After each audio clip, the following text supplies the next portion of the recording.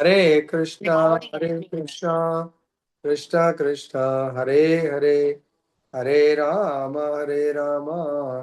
Rama Rama Hare Hare.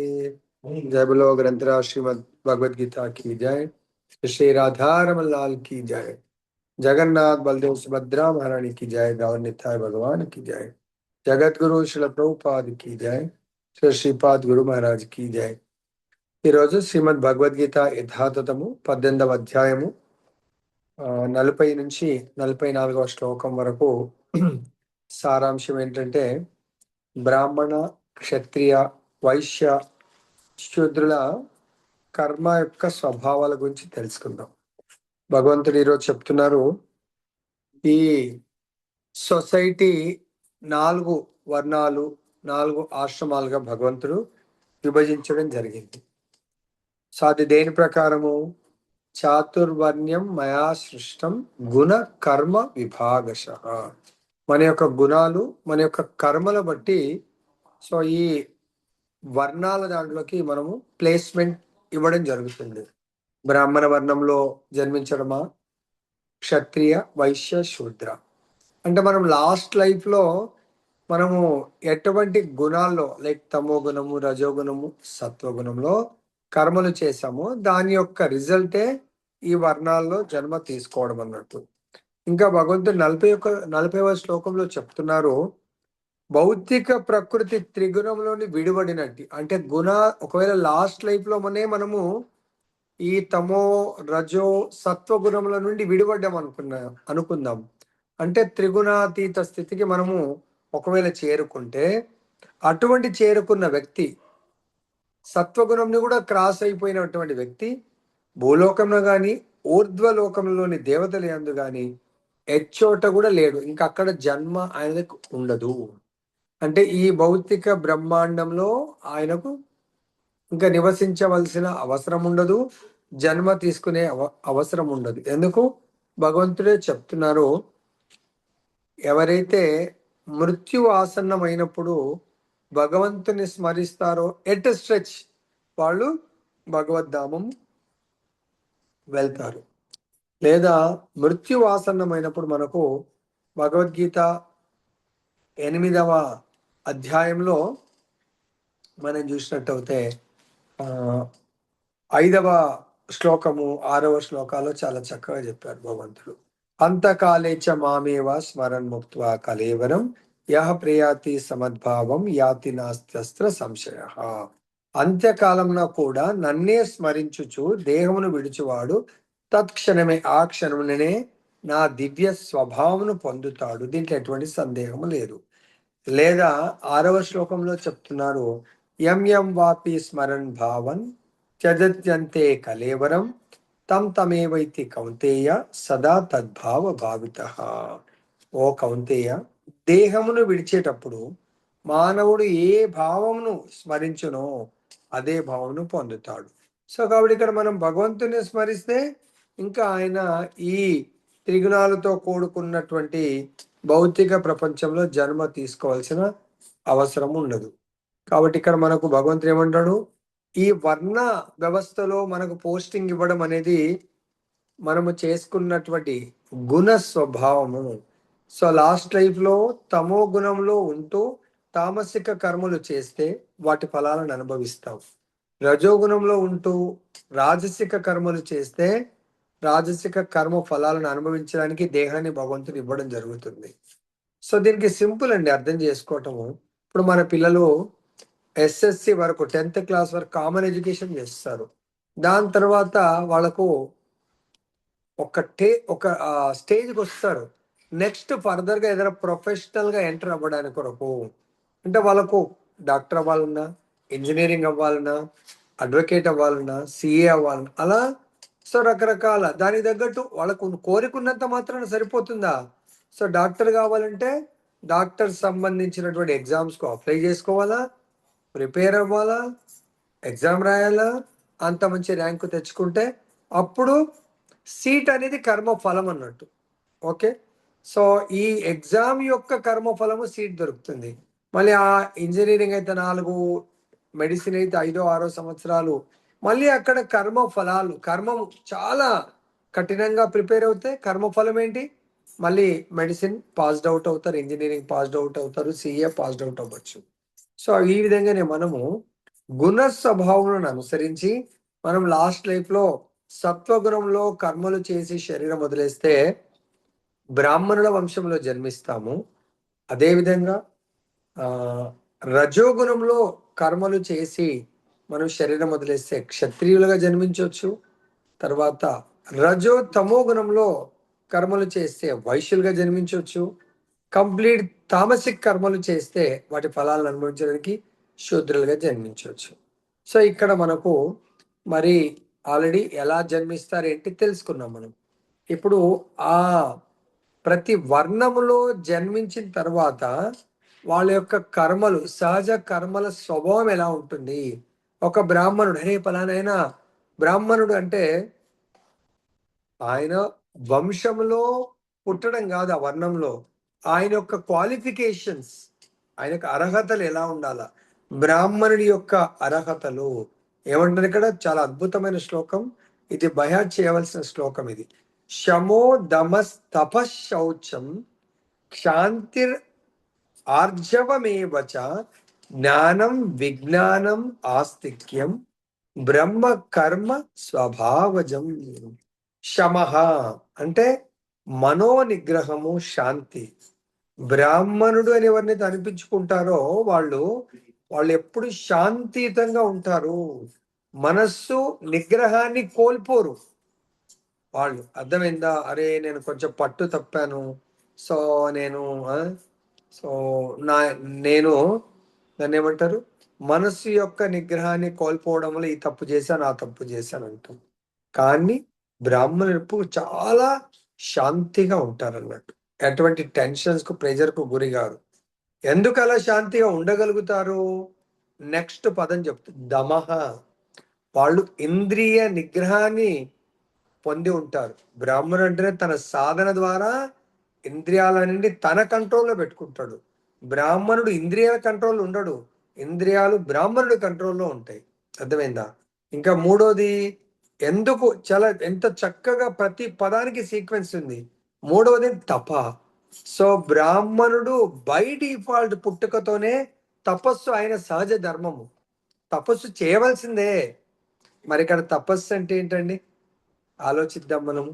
So ఈ శరీరానికి 24 గంటల్లో వీలైనంత ఎక్కువ సమయాన్ని తన ఆత్మ సుఖాని కొరకు, ఆధ్యాత్మిక ఆనందం కొరకు ఎవరైతే దేహాన్ని వాడుతారో అదే తపస్సు.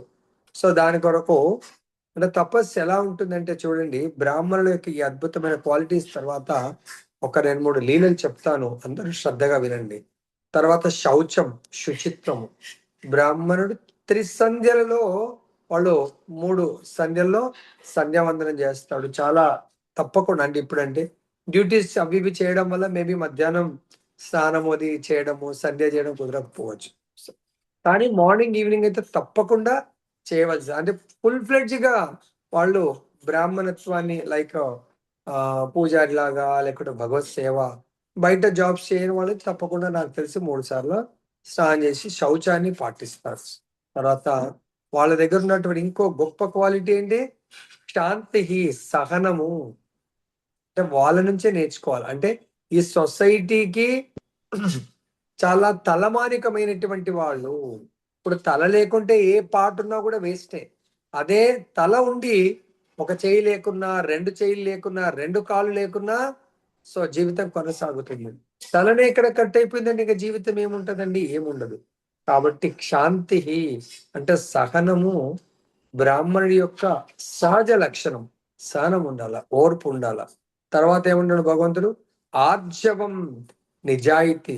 ఇంకా బ్రాహ్మణుడి దగ్గరనే నిజాయితీ లేకపోతే లాభం లేదన్నట్టు. అర్థమైందా? తప్పకుండా నిజాయితీగా ఉండవలసిందే. తర్వాత జ్ఞానం, బ్రాహ్మణుడని ఎవరినైతే అనిపించుకుంటారో తప్పకుండా జ్ఞానం ఉండాలా. విజ్ఞానం అంటే ఒట్టి జ్ఞానం ఉంటే సరిపోదు, విజ్ఞానం అంటే ప్రాక్టికల్ అప్లికేషన్ చాలా ముఖ్యం. ఇంకా అన్నిటికీ ఫైనల్ గా ఏం చెప్తున్నాడు? ఆస్తిక్యం. ఇవన్నీ ఉన్నాయో లేదో తెలియదు, కానీ ఇది లేకపోతే లాభం లేదు. భగవానుని యందు విశ్వాసము అంటే ధార్మికత.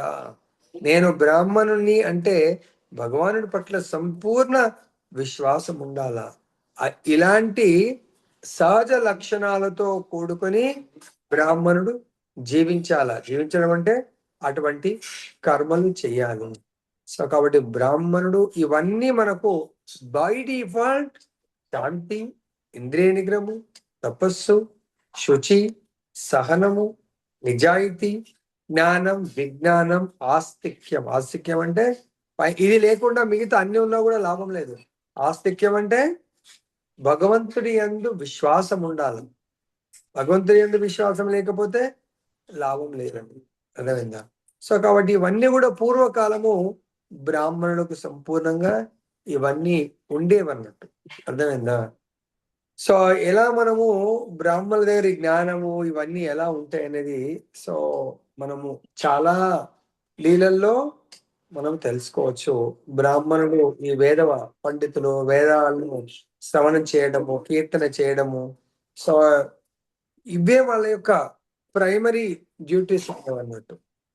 దానికి ఒకసారి ఏమవుతుందంటే వశిష్ఠుడు ఇంకా తన యొక్క బ్రాహ్మణ సంతానం అంతా కూడా చాలా నశించిపోతుందని ఆయన కూడా విసిగి వేశారి. ఆయన అరణ్యాలకు వెళ్ళి అంటే హిమాలయాస్లకు వెళ్ళి సో ఆయన ఇంకా తన యొక్క ఈ జన్మని చాలించాలనుకుంటాడు. ఆ బరఫ్ లో వెళ్ళిపోతా ఉంటాడు. తపోభూమి వెళ్ళిపోతూ ఉంటే నడుచుకుంటూ సో ఒక వేద మంత్రోచ్చారణ ఎవ్వరుండరు అక్కడంతా కూడా. వేద మంత్రోచ్చారణ అద్భుతమైనటువంటి వాణి వినిపిస్తుందంట. ఎవరికి? వశిష్ఠుడికి. అని ఎక్కడి నుంచి వస్తుంది? ముందు పక్కకు అటు ఇటు చూస్తే ఎవరు కనబడరు.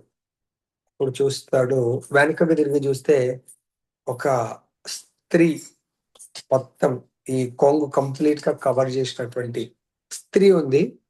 కానీ స్త్రీ మాట్లాడతలేదు. కానీ ఆమె శరీరం నుంచి అద్భుతమైనటువంటి వేద మంత్రోచ్చారణ వస్తుందంట. అప్పుడు అడుగుతాడు, ఏంటమ్మా మీరెవరు తల్లి అని అడిగితే అప్పుడు ఆమె అంటుందంట, మీరు నన్ను గుర్తుపట్టట్లేదు, కానీ నేను మీ యొక్క కోడలిని, మీ కుమారుడు ఇప్పుడు లేడు, ఈ గర్భంలో ఉన్నటువంటి శిశువు మీ యొక్క మనవడు. సో దయచేసి ఇతనికి జాతకర్మ, కుమారుడు లేడు కాబట్టి జాతకర్మ అంతా కూడా మీరే చెయ్యండి అని చెప్తుంది. ఆయన ఏంటి ఇంకా లైఫే ఇంకా వదిలేద్దాము అని అనుకున్న అతను మళ్ళీ ఈ వార్త వినగానే చాలా ఆనందపడతాడు. అరే ఇంకెవ్వరు లేరు కదా, మనమే చెయ్యాలి అని. సో అతను పుట్టబోయే అతను వేదవ్యాసుల వారి తండ్రి పరాశరముని. సో మనం అందరం ఆ పరాశరముని యొక్క ఆశ్రమం కూడా ఇక్కడ బద్రీనాథ్ వెళ్తుంటే మనం చూసాం. సో అటువంటి అంటే ఇక్కడ ఎందుకు చెప్పుకుంటూ వచ్చాము ఎగ్జాంపుల్ అంటే, పూర్వము బ్రాహ్మణుల యొక్క సంతానము గర్భంలోనే వాళ్ళు అంత వేద మంత్రాలను ఇవన్నిటిని కూడా బ్రాహ్మణత్వాన్ని వాళ్ళు బయటకు తల్లి గర్భం నుంచి బయటకు రాకముందే అంత పవర్ఫుల్ గా ఉండే వాళ్ళంట బ్రాహ్మణులు. సో కాబట్టి అటువంటి స్థితి బ్రాహ్మణులే. సో కాబట్టి ఇవన్నీ క్వాలిటీస్ బై డిఫాల్ట్ జన్మకు ముందు నుంచే వచ్చేవి. కానీ కలికాలం కాబట్టి ఇవన్నీ కూడా కొద్దిగా క్షీణిస్తా ఉన్నాయి. అంటే ఇప్పుడు కూడా లేవని కాదు, కానీ మనము వృత్తి ధర్మంలో సో కొంత సమయాన్ని కేటాయించకపోవడం వల్ల ఇవి మన నుంచి దూరం అయితే వస్తున్నాయి. సో కాబట్టి చైతన్య మహాప్రభు సో ఈ ధర్మాన్ని మనము కాపాడితే ధర్మం మనం రక్షిస్తుంది. ధర్మం అంటే ఏంటి? బ్రాహ్మణుడు బ్రహ్మ జానాతి బ్రాహ్మణ. సో ఈ ధర్మాన్ని బ్రాహ్మణుడే మాత్రమే అర్థం చేసుకొని ఇతర వర్ణాల వాళ్లకు ఈ బ్రహ్మ జ్ఞానాన్ని బోధించి మళ్ళీ ఈ సొసైటీని ధార్మిక మార్గంలో నడిపించేవాడు ఎవరు? బ్రాహ్మణుడు. దాన్ని నడిపించేవాడు అంటే బోధన చేసేవాడు, కానీ నిజంగా నడిపించేవాడు క్షత్రియుడు. మరి ఆయనకి ఎటువంటి లక్షణాలు ఉండాలో చూద్దాం. క్షత్రియుడికి శౌర్యం అంటే శూరత్వము, తేజస్సు, తేజ అంటే శక్తి, ధృతి అంటే దృఢ నిశ్చయము. సో క్షత్రియుడిది ఎలా ఉంటుంది?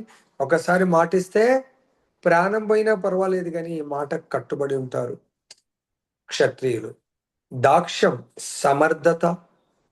సో మనకు సమర్థత లేకపోతే రాజ్యాన్ని పరిపాలించే వాళ్ళు అసమర్థులైపోతారు. లైక్ ధృతరాష్ట్రుడు సమర్థవంతమైన రాజు కాదు, కాబట్టి ఆయన ప్లేస్ లో వాళ్ళ కొడుకులు రాజ్యాన్ని ఇష్టమున్నట్టుగా అధర్మం ప్రకారం వాళ్ళు పరిపాలించి రాజ్యాన్ని నష్టం చేస్తారు. తర్వాత యుద్ధ నైపుణ్యం ఉండాలి, ఎందుకంటే యుద్ధంలో శత్రువులకు వీపు చూయించి పారిపోకుండా ఉండాలి. ఇంకా క్షత్రియుడికి గొప్ప క్వాలిటీ ఏముండాల? దానం. అర్థమైందా? సో ఇంకా వాళ్ళకి ఏముండాలా? దీనికి కూడా చాలా అద్భుతమైన లీల చెప్తాను. దానం, ఈశ్వర భావచ, అంటే నాయకత్వ స్వభావం ఉండాలి. మనం నాయకత్వ లీడర్షిప్ క్వాలిటీ ఉండాలి. ఎవరికి? క్షత్రియుడికి.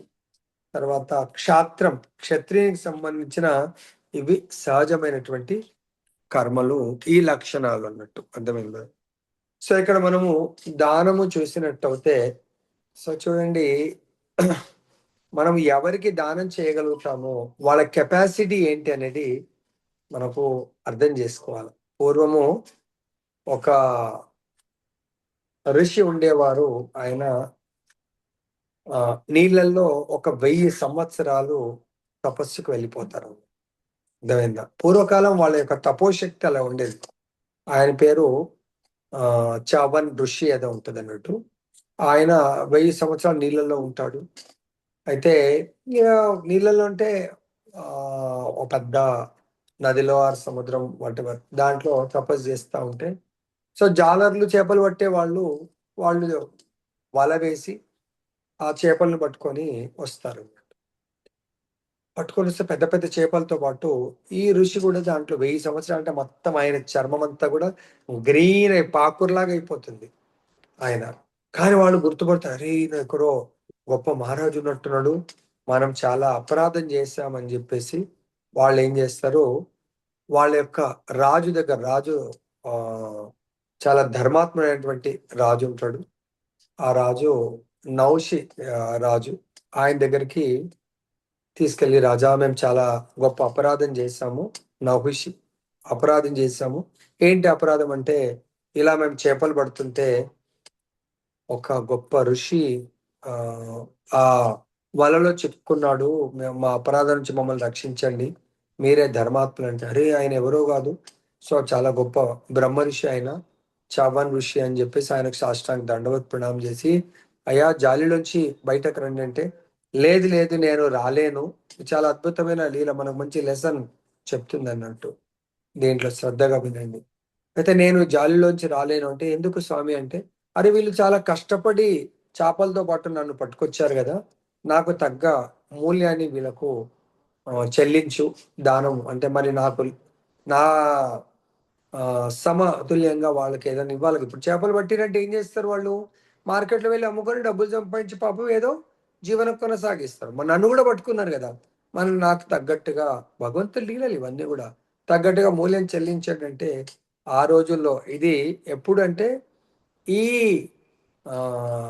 చతుర్వ్యూహం కాకుండా పూర్వ చతుర్వ్యూహంలో జరిగినటువంటి లీల, అంటే కొన్ని లక్షల సంవత్సరాల ముందు జరిగిన లీల అన్నట్టు. సో అప్పుడు అంటాడు, నాకు ఈక్వల్ గా మూల్యం అంటే, సో ఆయన అంటాడు, సరే ఓకే, 1000 బంగారు నాణాలు నేను ఇస్తాను అంటాడు. ఆయన మొత్తం ఈ సప్త సముద్రాలు ఇవన్నీ కూడా మొత్తం భూమండలానికి రాజు ఉంటాడు అన్నట్టు ఆయన. సో అప్పుడు ఇప్పుడే ఒక నాణ్యం ఎంతో విలువ, 1000 బంగారు నాణాలు అంటే ఎంతో విలువ కదా. అప్పుడు ఆ ఋషి అంటాడు, అరే మూర్ఖుల్లాగా ఉన్నావు, నా యొక్క విలువ 1000 బంగారు నాణాలా, నువ్వు దానం ఇచ్చి నన్ను తీసుకుంటావు, నన్ను విడిపించగలుగుతావా అని అంటాడు. అంటే ఏంటి ఋషి అలా అంటుండని చెప్పేసి, సరే 1000 కాకపోతే 10,000 బంగారు నాణాలు ఇస్తా అంటాడు. అరే మూర్ఖ, నా యొక్క విలువ 10,000 బంగారు నాణాలా అంటాడు. సరే అని 1,00,000 బంగారు నాణాలు అంటాడు. అంటే నువ్వు నాకు 1,00,000 బంగారు నాణాలతో కడుతున్నావా అంటాడు. అప్పుడు అంటాడు, అయితే గురువర్య, సో నేను ఈ మొత్తం భూమండలానికి రాజు కదా, సగం రాజ్యాన్ని వాళ్ళకి ఇచ్చేస్తాను, అప్పుడు మిమ్మల్ని వాళ్ళకు దానం ఇచ్చి మిమ్మల్ని తీసుకుంటానంటాడు, విడిపిస్తానంటాడు. మరి నువ్వు పరమ మూర్ఖుడు ఉన్నావు, నాకు వెల నీ యొక్క ఆఫ్టర్ ఆల్ సగము రాజ్యమా నా యొక్క ఈక్వల్ వెల. అంటే ఉత్తమ భక్తుడైన ఉత్తమ ఆచార్యుడైన బ్రహ్మర్షి అంతటి కెపాసిటీ ఉన్నవాడికి నాకు నువ్వు సగం రాజ్యమా. అప్పుడు అంటాడు, సరే గురువు గారు మొత్తం రాజ్యాన్ని ఇస్తా అంటాడు. ఆఫ్టర్ ఆల్ నీ రాజ్యం ఎంతయ్యా మొత్తం అంటే అప్పుడు ఈయనకు అసలు మతిపోయినట్టయితే ఏం చేయాలో తెలుస్తలేదు.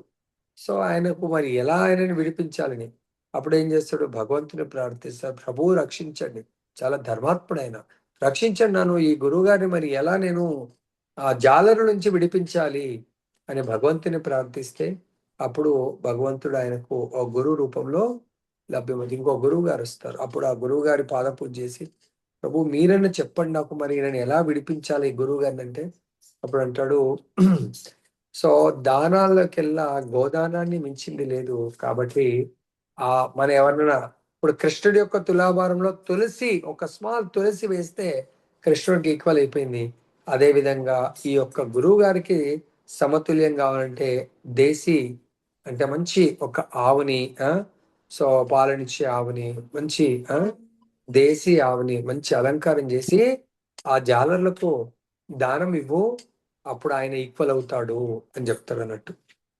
అప్పుడు ఆయన నిజంగానే చాలా సంతోషం, గురువు గారు మీరు కరెక్ట్ సమయంలో నన్ను ఆదుకున్నారని చెప్పేసి ఒక మంచి ఆవుని బాగా అలంకరించి అప్పుడు వాళ్లకు ఆ జాలర్లకు దానం ఇస్తాడు. గురువు గారు ఇప్పుడు మీకు సంతృప్తి ఉందా అంటే అప్పుడు ఆ గురువు గారు అంటాడు, చాలా సంతోషంగా ఉంది, ఆనందం, నాకంటే ఎక్కువ విలువైన వస్తువుని నువ్వు వాళ్ళకి ఇస్తున్నావు, ఇప్పుడు నాకు ఆనందంగా ఉంది. చూడండి, భూమండలం మొత్తం ఇస్తే కూడా ఒక గురువు గారికి ఈక్వల్ కాలేదంట దానం. గురువు గారు ఒక సైడు, భూమండలం మొత్తం దానం ఇస్తే ఈక్వల్ కాలేదు అని చెప్పిండు ఎవరు, ఆ బ్రహ్మ ఋషి.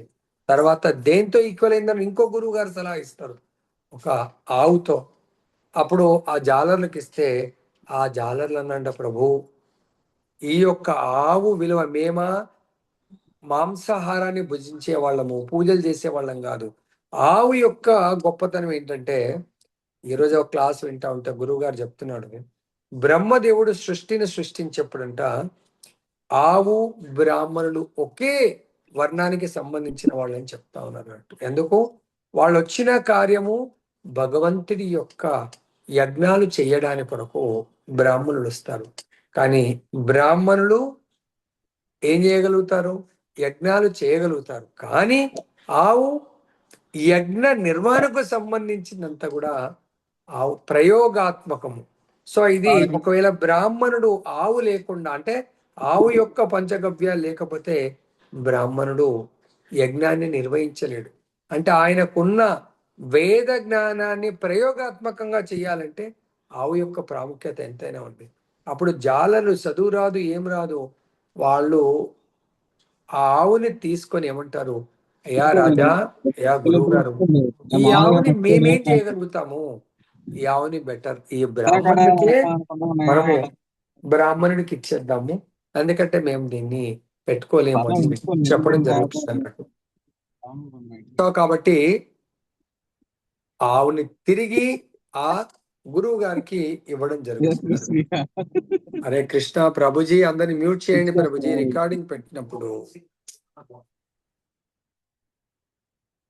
అప్పుడు ఆవుని తిరిగి బ్రాహ్మణుడికి ఇచ్చేస్తారు. అప్పుడు అలా ఎప్పుడైతే ఆ జాలర్లు ఆవుని తిరిగి బ్రాహ్మణుడికి దానము చేశారో లేదో, ఇమ్మీడియట్ గా ఆ జాలరులు అందరూ కూడా ఆ దేహాన్ని వదిలేసి వాళ్ళందరూ చూస్తుండగానే స్వర్గలోకాలకు విమానాలు వచ్చి వాళ్ళు దేవతా శరీరాలు వచ్చి దేవతా లోకాలకు వెళ్ళిపోతున్నారంట వాళ్ళు.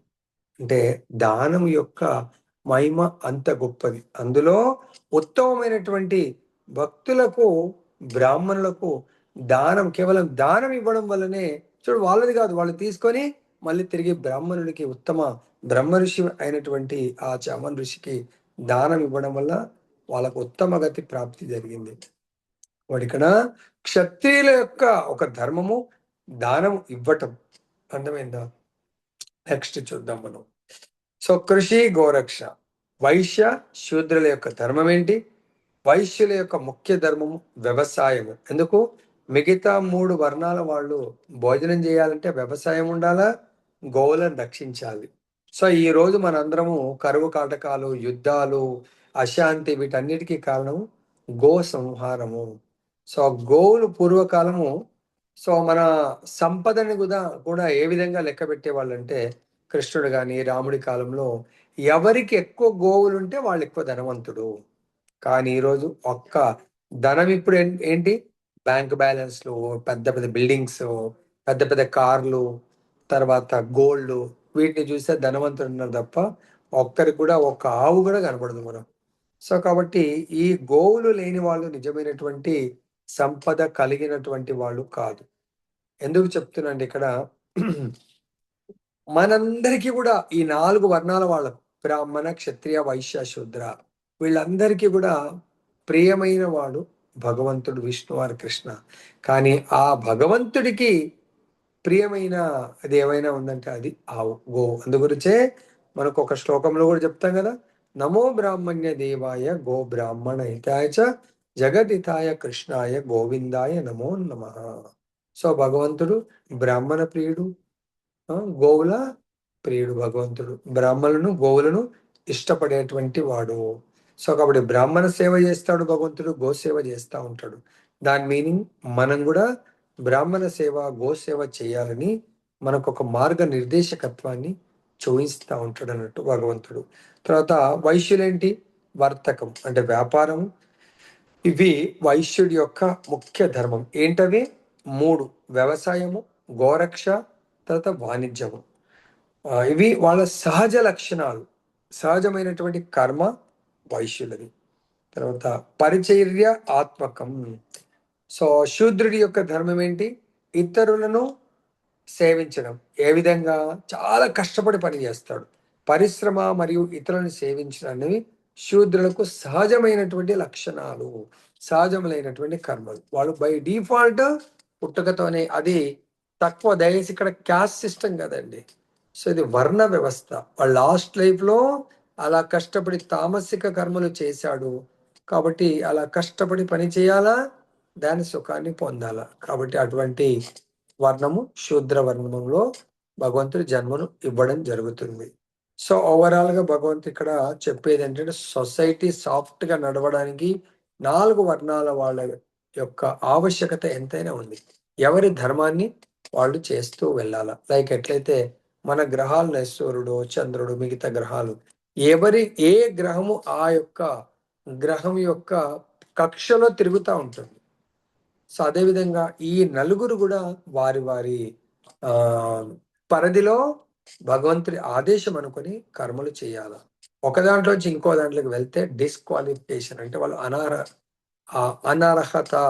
లైక్ మీరు అథ్లెటిక్స్ చూసినట్టయితే ట్రాక్ ఉంటుంది, అర్థమైందా? So like 100 meters, 200 meters, 400 meters. So వాళ్ళు వాళ్ళ ట్రాక్లోనే వెళ్ళాలి. ఆ ట్రాక్ దాటిందంటే కొంచెం అడుగిటి వస్తే వాళ్ళని డిస్క్వాలిఫై చేసి పక్కన పెట్టేస్తారు. కాబట్టి స్వధర్మాన్ని మనం పాటించాల. పరధర్మం ఎంత బాగా పాటించినా సో అది మనకు నిజమైనటువంటి లక్ష్యాన్ని చేకూర్చదు. కానీ స్వధర్మాన్ని అంత సక్రమంగా పాటించకున్నా మనము మన లక్ష్యం వైపు ప్రయాణం చేసే అవకాశం ఉంటుంది. కాబట్టి ఇక్కడ బ్రాహ్మణులు, క్షత్రియులు, వైశ్యులు, శూద్రులు వారి వారి కక్షలో వాళ్ళు భగవద్ ఆదేశాలను పాటిస్తూ వాళ్ళ జీవితాన్ని సమర్థవంతంగా గడుపుతూ వాళ్ళు విజయాన్ని పొందాలి. అంటే భగవత్ ప్రాప్తి, భగవత్ ప్రేమను పొందడానికి మన ధర్మాలను పాటిస్తూ మన జీవితాన్ని గడపాలని కోరుకుంటూ నేను ముగిస్తున్నాను. జయ బలో గ్రంథరా శ్రీమద్ భగవద్గీత की जय, श्री श्री राधा रमन लाल की जय, जगन्नाथ बलदेव सुभद्रा महारानी की जय, गौर निताय भगवान की जय, जगत गुरु श्री प्रभुपाद की जय, श्री श्रीपाद गुरु महाराज की जय.